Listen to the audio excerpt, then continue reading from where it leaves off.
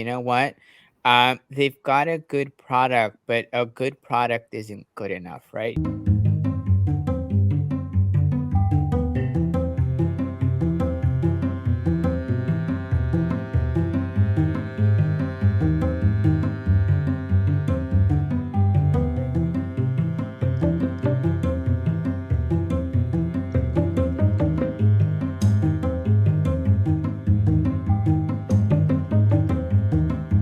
Welcome back to another episode of Coffee with Kupo with your host, Sergeant Filthy McNasty. We've got Kupo here. What kind of mug are you repping this time? I got myself a chicken mug. Chicken mug. See, Kupo came prepared. I'm milking the same outfit, the same mug. Anyhow, Mr. Kupo, I was thinking the other day, we were chatting, again, harkening back to meetup I had with Christian Peter, sixth intern. We were chatting about a variety of different things. One of the things that came up was, I'll get to that in a second, but I wanted to talk through GameFi specifically. And I'll end up with, chatting through what, Christian Peter and I we're chatting about GameFi as a whole. If you think of GameFi in the industry, and you think, hey, for a split second, you maybe think, hey, I'm here, I'm in DFK, I'm in GameFi, I'm in crypto, and I'm late. You may not be late, not as late as maybe maybe some people might want you to feel or think. Not that that's necessarily happening, but you're here and you're here early, and we've got business research insights indicating so. We've got some data here I wanted to share. GameFi market report coverage. So this is sort of illustrating market size value in dollars. We're looking at 2021. If you're looking at market size value in dollars for GameFi in 2021, that was $9 billion, billion with a B. And they're projecting up to 2031. They're projecting a market size value of $90.51 billion by 2031. I'm not a math guy. I'm not here to pretend I'm a math guy, but you know what? It looks like they've done the math for us. It's a significant percentage. It's a nice chunk of money, and I'm sitting here and I'm thinking, hey, it's lovely, it's great. Games are fun. GameFi is fun, Kupo, but I don't think we're attracting, boy. I'm not gonna say these words because someone out there is gonna is gonna splice these and make me sound bad. So what I'm gonna say, children are probably not into GameFi, at least not today, and maybe not tomorrow. Kupo, who do you think our target demographic is for GameFi specifically? If you were Well, to take a guess, and I've got an answer for you. if I had to guess, I'd probably say like late teenagers to probably people in their like 40s, possibly. People that kind of have grown up with the internet and seen it evolve over time. I still feel like younger children, even though a lot of them are being stuck with their tablets at homes nowadays, which is a lot different than when we grew up with our coloring books and stuff like that. Um, they're not quite ready for that jump into the DeFi world, primarily because they don't make their own money; they just get an allowance. So they don't have like a steady consistency of some type of fiat funds that they can basically work off of. So I'm going to still say probably between the ages of maybe about 20 to 40, average, possibly. That's just my take. I have no proof or speculations to back this up, other than just me just saying something off the top of my head.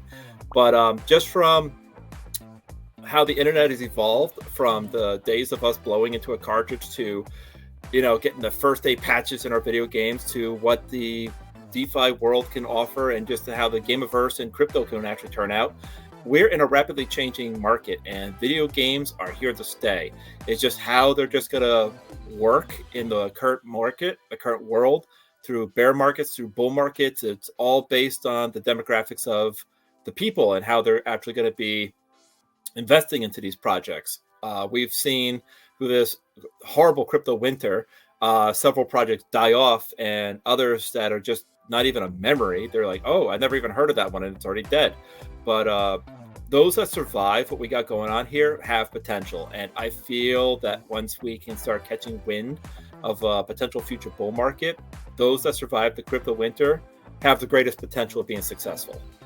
Absolutely, and what I'll say is, Cooper, you're not far off. I GameFi, GameFi itself it's a very nascent space, as you and I know, and many of you watching probably know as well. So I wasn't able to find like finite details as to who your GameFi, demographics, demographics for GameFi, sort of individuals who are partaking in the space. But what I was able to find is Lending Tree provides some information here on demographics, a breakdown of your typical crypto dude or dudette.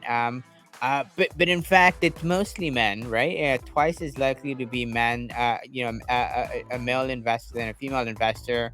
Um, and if you're looking at age groups, you sort of hit the nail on the head here, Kupo. You're likely to be 26 to 41 is the most likely age group for crypto investors, followed by Gen Zers, and then finally here with Gen Xers.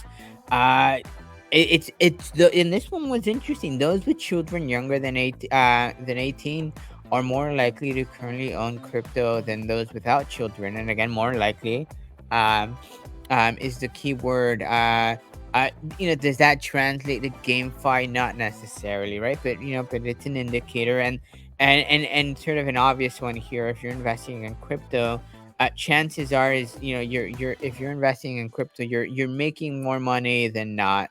And again, these are trends; these aren't absolutes. But if I sit here and think, Kupo, the target audience for crypto and dare I say GameFi isn't necessarily your Fortnite, playing, child. And, we've talked about this before, but it's not the person who is, sitting there playing Candy Crush, right? It's people like you and I, people who have this nostalgic feeling. And if you're talking DFK specifically, people who are nostalgic, for the, for the bygone days, and are who miss these pixel art, looking games. Those that's our target audience. And at the end of the day, really our target audience is people with money, right? Right. Dispensable income. um and are you surprised by that data? Because I'm not. No, not really too surprised. My numbers were slightly off, and I'm kind of glad I kind of got in the general ballpark there. But going back to your Fortnite comments, I mean, those kids today, where they're collecting their skins that are untradeable, or, those are the type of people that we're going to be looking forward to in the future, that are going to be a little bit more involved with knowing what's hot and what's not out there, and eventually become like our future traders and stuff like that. So they're playing a game now, but they're also learning on how things work in the world, and they don't know it, but they could actually be the next big thing out there. Who's to say what's going to happen in the next 5 to 10 years? That's not No's kid that just wants to get their V-Bucks now. Could be the very well the next person wants to get those rare NFTs that they want to trade later. So we are basically in a world that is constantly evolving, and these things are all integrated in one way or another. Yeah, and it's fun you say that. There was another article I don't have pulled up at the moment, but I believe it was an article featured on Cointelegraph that was talking, and this is I think a year old at this point, but the point of the article was something to the effect of, at one point, if you were into GameFi, you were into GameFi because you wanted to make boku money. Talk about the early stages of DeFi Kingdoms. You were in here for the APRs. Narratives changing on that, though. According to the article, they were talking about how, there's a paradigm shift. Yes, we all want to make money, but what people are looking for in GameFi, at least at this point in time, at this stage in time, is fun. They're sort of valuing or evaluating whether or not they want to invest into a GameFi project, on whether or not they think it's fun. I would say DFK is fun. It's fun for me. It's not for everyone, but it's fun for me. It's fun for you, Kupo. Yeah. Do you value fun over making money at this point?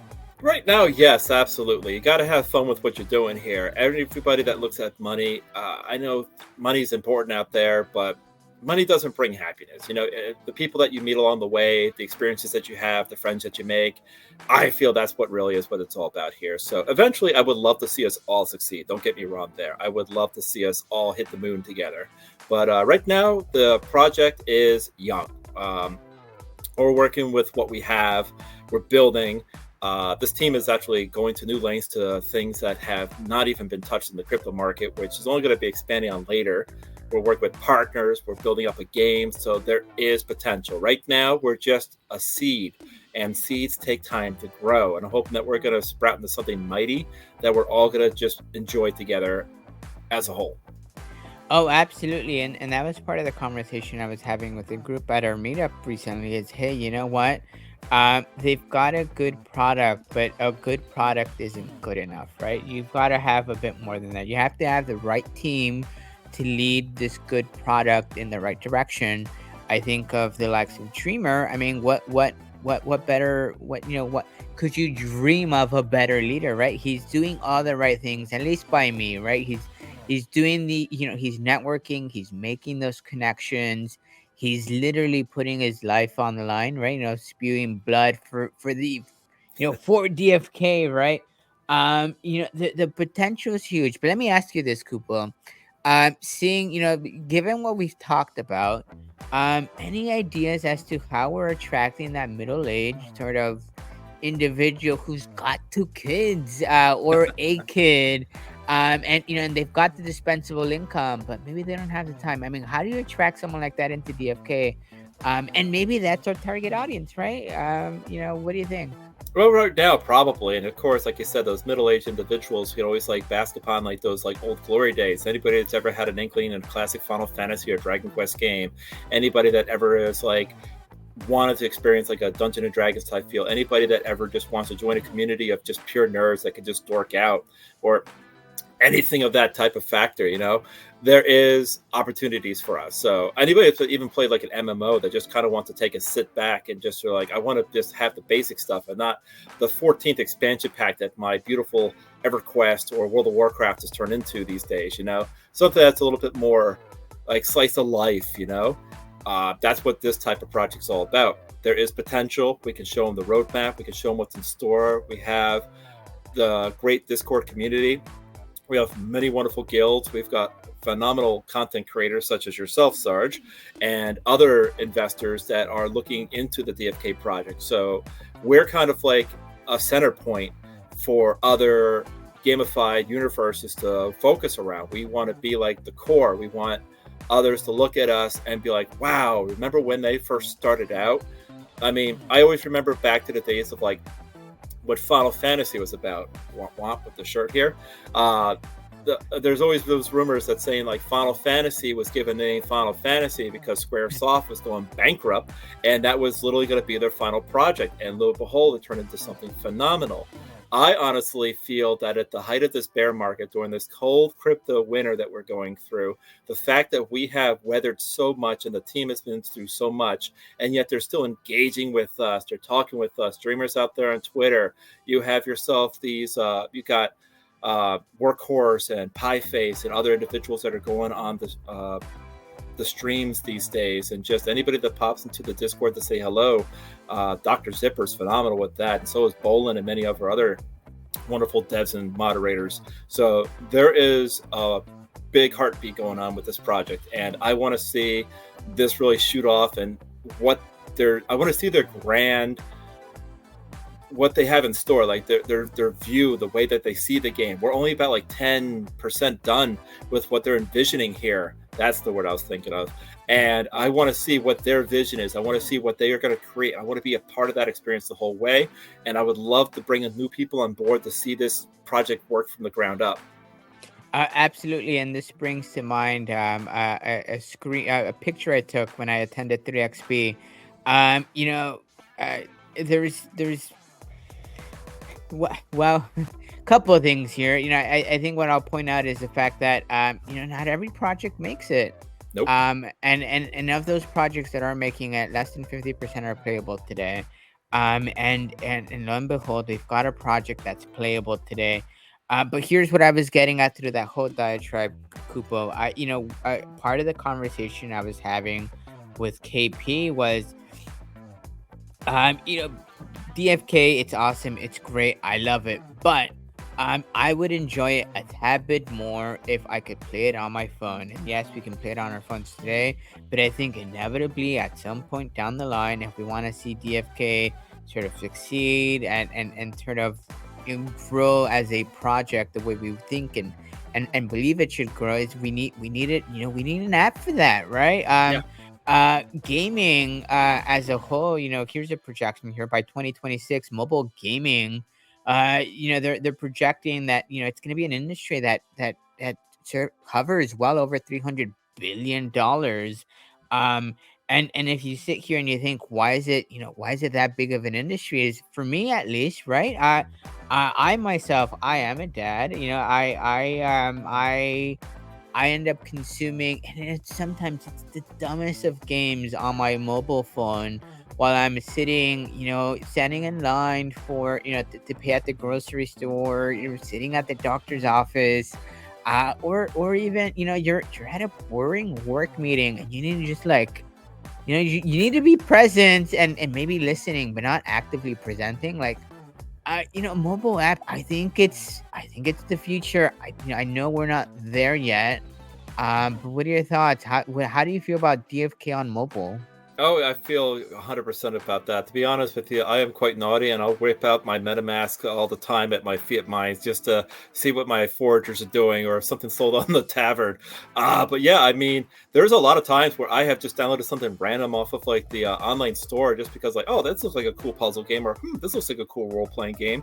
Imagine if somebody was to see like the jewel symbol just sitting there in the app, like, ooh, what's this? And they open it up, like, whoa, what's sandal? Ooh, Crystalville looks so nice. And suddenly you get yourself somebody invested with us for years just because of something that was just scrolling upon in like Google or the uh the Apple iOS store. market, you know? Yeah, yeah, and you know what? You hit the nail on the head with that one. Speaking of which, Google recently they've opened themselves up to sort of allowing games with NFTs in their marketplace. And how cool would that be? To that I will add, yes, you can do. If you're gonna check on whether or not a hero sold, or if there's an awesome hero in the tavern, you can do that on your mobile today. If you're playing boar hunts, for example, from the consensus I've heard from others who have tried to sort of dabble in, into DFK on mobile, it doesn't scale properly. It'll crash on you.